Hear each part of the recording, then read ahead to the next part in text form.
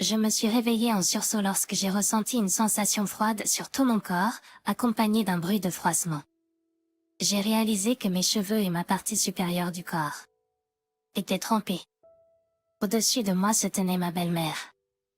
Qu'est-ce que tu fais? Pourquoi dors-tu encore? Il fait encore noir dehors. Tais-toi. Ne sois pas une femme paresseuse et ne dors pas partout. Tu devrais aussi faire tout le travail ménager. Comprends. Avec cela, ma belle-mère a quitté la pièce. Mon corps tremblait et tremblait après avoir été trempé d'eau en plein milieu de l'hiver. Je n'arrive pas à y croire. Comment a-t-elle pu en arriver là juste parce qu'elle ne m'aimait pas? Je ne peux. Vraiment pas. Pardonner à elle. Si cela arrive, je te le rendrai aussi. Après avoir confirmé que ma belle-mère s'était couchée, j'ai immédiatement commencé à agir. Je m'appelle Patricia. J'ai 28 ans. Je me suis mariée il y a une semaine et je suis une jeune mariée. Je me suis mariée avec mon mari Mathieu après 2 ans de fréquentation. Nous travaillons dans des entreprises différentes, mais nos emplois sont les mêmes, nous rentrons donc chez nous en même temps. Nous partageons les tâches ménagères. Ce dîner est délicieux. Mon mari a félicité mon mari avec un sourire après avoir goûté à mon dîner. En le voyant comme ça, je ne pouvais pas m'empêcher de sourire aussi. Vraiment? Je suis content. J'ai travaillé dur depuis ce matin pour le préparer. Je voulais que tu en profites. Je sais que ces compliments sont un peu exagérés, mais même ainsi, j'étais honnêtement heureuse d'entendre mon mari dire que. Puis un jour, mon mari est allé travailler pendant son jour de congé. Alors que je me détendais à la maison toute seule, l'interphone a sonné. Qui est-ce? J'ai ouvert la porte d'entrée et il y avait ma belle-mère. Stella, j'ai dit. Et ma belle-mère est entrée. Tu as ouvert la porte si lentement. Combien de temps vas-tu faire attendre ta belle-mère? Je suis désolée, mais j'ai appelé Mathieu ce matin, et il m'a dit qu'il travaillait ce jour-là. Alors, je suis ici pour t'éduquer. Éduquer moi? Je n'ai pas compris ce que ma belle-mère voulait dire, mais j'ai eu un mauvais pressentiment à ce sujet. Quel genre d'éducation est-ce qu'elle essaie de me donner? De plus, l'atmosphère était totalement différente de la dernière fois que je l'ai vue. Je l'ai rencontrée plusieurs fois auparavant, y compris pour la saluer le jour de mon mariage. Je l'ai rencontrée plusieurs fois, y compris le jour de mon mariage. J'ai seulement eu une impression joyeuse et gentille de ma belle-mère. C'est absolument ridicule qu'elle vienne jusqu'ici alors que Mathieu n'est pas là. Cependant, je ne pouvais pas simplement l'écarter. Je n'ai pas eu d'autre choix que de la laisser entrer dans le salon et de lui offrir une tasse de café. Comment peux-tu servir un si mauvais café? Je suis désolée. Mais c'est le café préféré de mes parents. Je ne sais pas quoi te dire. Je te ferai une autre tasse dans une minute. Ce n'est pas grave. Peu importe le nombre de fois où tu la feras, elle aura probablement mauvais goût de toute façon. Je ne savais pas quoi dire à ma belle-mère, qui était clairement de mauvaise humeur. Pourquoi est-elle venue me rendre visite soudainement? Pourquoi se montre-t-elle si dure envers moi? Lorsque je suis allée à la maison de mes beaux-parents lorsque j'ai commencé à sortir avec Mathieu, ma belle-mère ne s'est pas comportée ainsi. Elle souriait et disait qu'elle était heureuse de recevoir une fille. Cependant, la belle-mère que je vois en face de moi maintenant ne ressemble en rien à elle. Le lavage est fait. Tu n'as pas fait le ménage? Mathieu travaille dur, alors tu devrais en faire autant. Dépêche-toi. Je vais te regarder. Je ne peux pas faire le ménage quand tu es là, Stella. Je peux m'en occuper plus tard. Tu ne m'as pas entendu? Je suis là pour t'éduquer. Alors, dépêche-toi. Oui, madame. J'ai immédiatement sorti l'aspirateur et commencé à balayer le sol. Ma belle-mère n'était pas d'humeur à discuter avec moi. Elle a également critiqué chaque chose que j'ai faite, alors je n'avais pas envie de faire le ménage. Tu ne balais pas correctement, a-t-elle dit. C'est pour ça que tu ne peux pas prendre soin de la maison. La façon dont tu accroches le linge n'est pas bonne, tu dois le refaire. Ne compte pas sur le lave-vaisselle. Pour faire la vaisselle, fais-le toi-même. Elle disait des choses comme ça et me faisait repasser des vêtements ou refaire la vaisselle. Qu'y a-t-il de plus gaspilleur? C'était une journée incroyablement longue, même si c'était mon jour de congé. Ce soir-là, j'ai décidé de parler à Matthew de ma belle-mère. Aujourd'hui, ta mère. J'allais dire ça quand Matthew a ouvert la bouche avec un sourire. Ma mère m'en a parlé, a-t-il dit. Elle m'a dit qu'elle avait pris le thé avec nous aujourd'hui.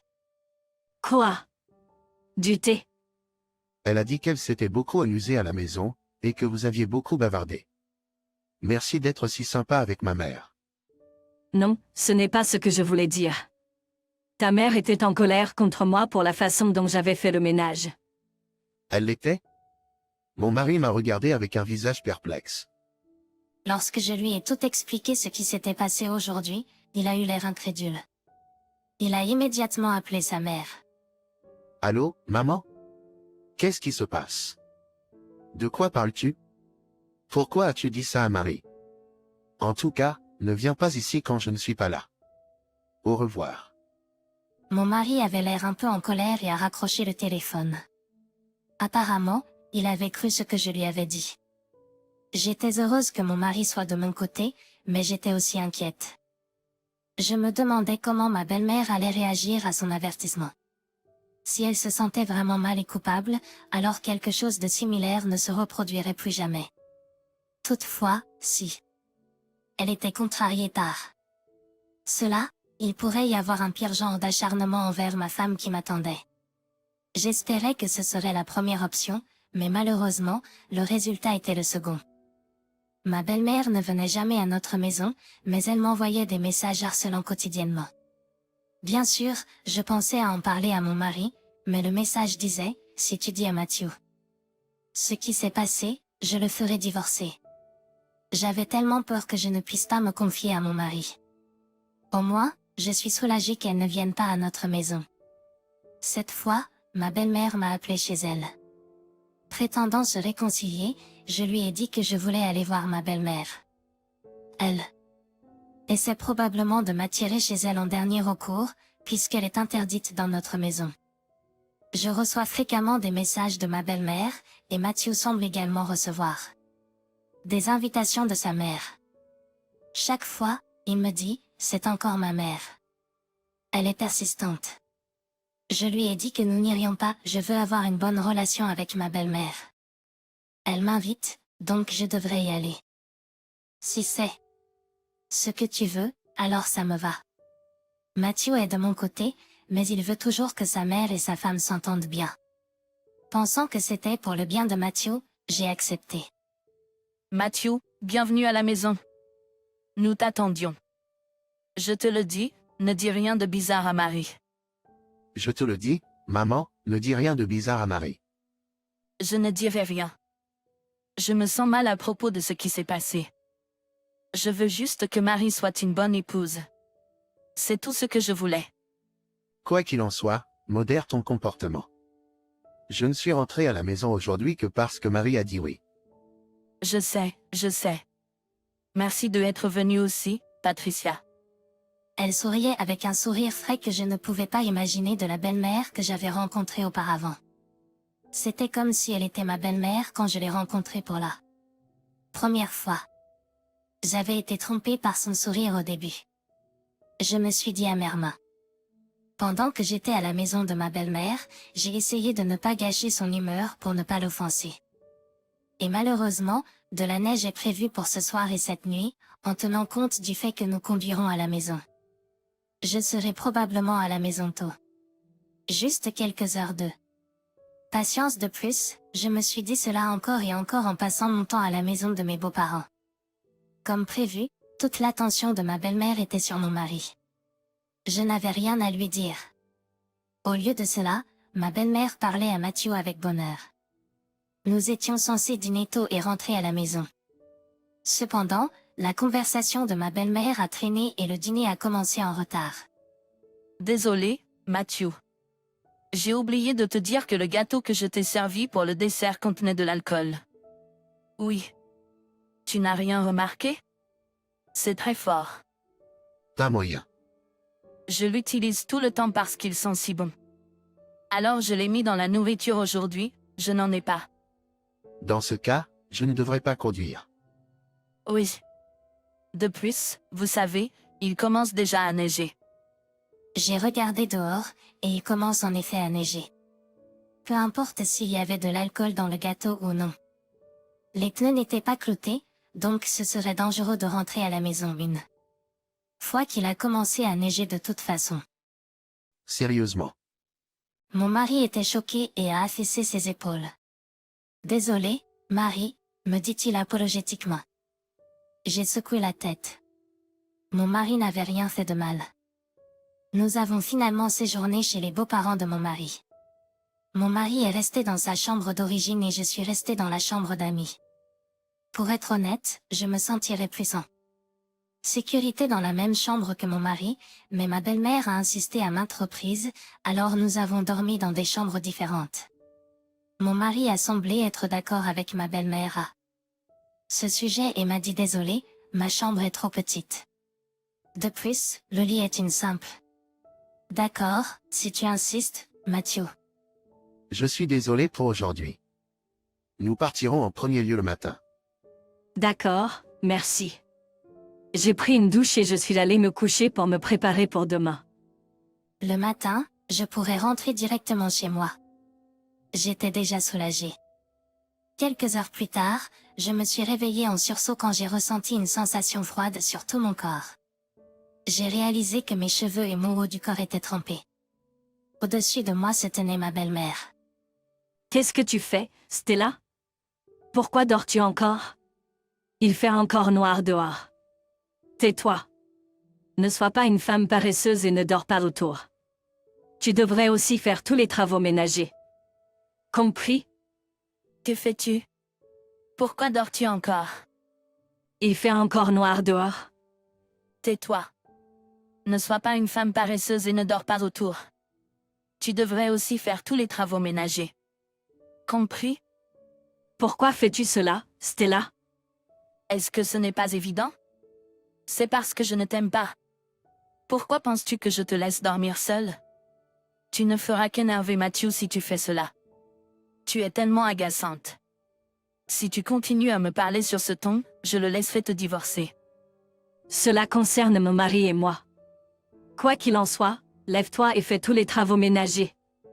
Et range les literies dans cette chambre. Ne laisse pas Mathieu s'en apercevoir. Tu comprends? Avec ces mots, ma belle-mère est sortie de la pièce. Elle doit penser que je ferai ce qu'elle dit, comme je l'ai toujours fait. Mon corps tremblait et était secoué d'avoir été trempé avec de l'eau en plein hiver. Une colère incommensurable s'est élevée, et des veines sont apparues sur mon front. Je ne ressentais plus de peur pour ma belle-mère, seulement du dégoût. Je n'arrive pas à croire. Je n'arrive pas à croire qu'elle ferait une chose pareille. Des longueurs juste parce qu'elle ne m'aime pas. Je ne lui pardonnerai jamais. Je vais faire quelque chose à ce sujet. En me frottant le corps qui tremblait, je me suis enveloppée dans une couverture pour l'instant. Quand j'ai vu que ma belle-mère s'était endormie, je me suis levée et suis sortie de la pièce. Je me suis dirigée vers la chambre de mon mari. Mathieu, je suis désolée. Réveille-toi. Je l'ai secoué et il s'est réveillé avec surprise. Il était surpris de me voir trempée. Patricia? Qu'est-il arrivé à toi? Tu es tout mouillé. Je suis désolée de vous effrayer. C'est votre mère qui a fait ça. Quoi? Ma mère? Comment a-t-elle pu faire ça? Pour te dire la vérité, j'ai refoulé les tremblements de mon corps et j'ai confessé à mon mari ce qui s'était passé jusqu'à présent. Je lui ai dit que j'avais fait semblant de me réconcilier avec ma belle-mère comme elle me l'avait demandé. Elle m'a fait dormir seule dans la chambre d'amis parce qu'elle voulait me harceler. Je lui ai dit que ma belle-mère me harcelait toujours et planifiait toujours notre divorce. Je me suis mis en colère et n'ai pas pu contrôler mes émotions, donc j'ai peut-être un peu exagéré. Je lui ai dit que ma belle-mère me harcelait toujours et planifiait notre divorce. J'ai pleuré à la fin, mais j'ai essayé de rester forte. Ensuite, mon mari s'est levé silencieusement et m'a tiré par la main, me conduisant à la salle de bain. Il a fait démarrer une douche chaude et a dit « Réchauffe-toi » et a souri doucement. Il n'a rien dit, il a juste souri doucement. La douche m'a réchauffé jusqu'au cœur. En prenant une inspiration et en réfléchissant à l'avenir, j'ai entendu ma belle-mère crier de l'étage supérieur. J'ai couru hors de la salle de bain, j'ai enfilé ma lingerie et mes vêtements, et je me suis précipitée à l'étage. Mon beau-père venait juste d'arriver et se tenait devant ma belle-mère. Qu'est-ce que ce cri? Dans la chambre de ma belle-mère, je viens de voir mon mari avec un seau à la main. Ma belle-mère était allongée sur le lit, trempée et tremblante. Elle l'a regardé avec incrédulité et a protesté. « Mathieu, qu'est-ce que tu as fait ?» Et mon mari a répondu froidement. « Je viens de faire ce que tu as fait à Marie. » De quoi parles-tu? Je ne lui ai rien fait. Alors, pourquoi Marie était-elle trempée? Eh bien, elle s'est mouillée exprès. Pour me faire porter le chapeau. Ne dis pas de bêtises. Je ne lui ai rien fait. Marie ne ferait jamais une chose pareille. Le silence s'est installé. À l'entente des cris de mon mari, que je n'avais jamais entendus auparavant. Mes beaux-parents avaient probablement jamais vu mon mari aussi en colère auparavant. Qu'est-ce qui se passe? Maman a été méchante avec Marie. Elle l'a forcé à dormir seule dans la chambre d'Annie aujourd'hui pour pouvoir l'embêter. Oh, vraiment? Ce n'est pas vrai, n'est-ce pas? C'est vrai. Marie tremblait quand maman a versé de l'eau sur elle. Elle m'a finalement tout raconté après avoir tout gardé pour elle. Alors, j'ai décidé de faire la même chose à maman. Mathieu, Je ne pardonnerai jamais à maman. Je ne lui pardonnerai jamais. Je n'ai pas besoin d'une mère qui fait de telles choses horribles. Mon mari a dit, et a tiré sur ma main, en disant qu'il allait appeler un taxi et qu'on rentrerait à la maison. Marie, attends. Quoi? Je suis désolée pour tout ce que j'ai fait. Je m'excuse. Je suis désolée. Mathieu est mon fils bien-aimé. Il est possible que ma belle-mère soit le type de personne qui ne peut pas laisser partir ses enfants. Elle a trop choyé son fils bien-aimé, et elle m'a vue, sa belle-fille, comme une ennemie. C'est pourquoi elle a continué à me harceler. Mais ce n'était pas mon affaire. Quelle que soit la raison, ces actes étaient impardonnables. Quelle que soit la raison, ces actes étaient impardonnables. J'ai regardé ma belle-mère et j'ai déclaré clairement, je m'en fiche de vos raisons. Vous m'avez beaucoup fait mal. Ne pensez pas que je puisse vous pardonner facilement. Je ne vous pardonnerai jamais. Je n'ai pas besoin de ce genre de remords verbal. J'ai essayé de vous rencontrer à un moment donné, mais c'est vous qui m'avez trahi et gâché, n'est-ce pas? Je n'ai pas l'intention de vous revoir. Au revoir. Ne dis pas ça. Je suis vraiment désolée. Désolée? Je n'ai pas besoin de ce genre de remords verbal. Attendez, Patricia. Mathieu. Attendez. Ignorant la voix de ma belle-mère, mon mari et moi avons appelé un taxi et sommes rentrés directement à la maison. Après cela, ma belle-mère m'a contacté plusieurs fois pour s'excuser, mais j'ai ignoré tous ses appels. Mon mari a dit qu'il avait déjà bloqué les informations de contact de sa mère. Selon mon beau-père, ma belle-mère était assez choquée que Mathieu ait rompu la relation. Il a dit qu'elle ne quitte jamais sa chambre maintenant et marmonne son nom et regrette ses actions passées. Mon beau-père a également dit qu'il réfléchirait à l'avenir quand le moment sera venu. De toute façon, nous pensions déménager aussi, donc je ne la verrai plus jamais. Mathieu, merci beaucoup. Tu as cru en moi. De quoi parles-tu? C'est naturel de faire confiance à sa femme, non? Merci. Merci, toi aussi. J'ai choisi la bonne personne à épouser. Je veux continuer à apprécier la vie avec mon mari aimant.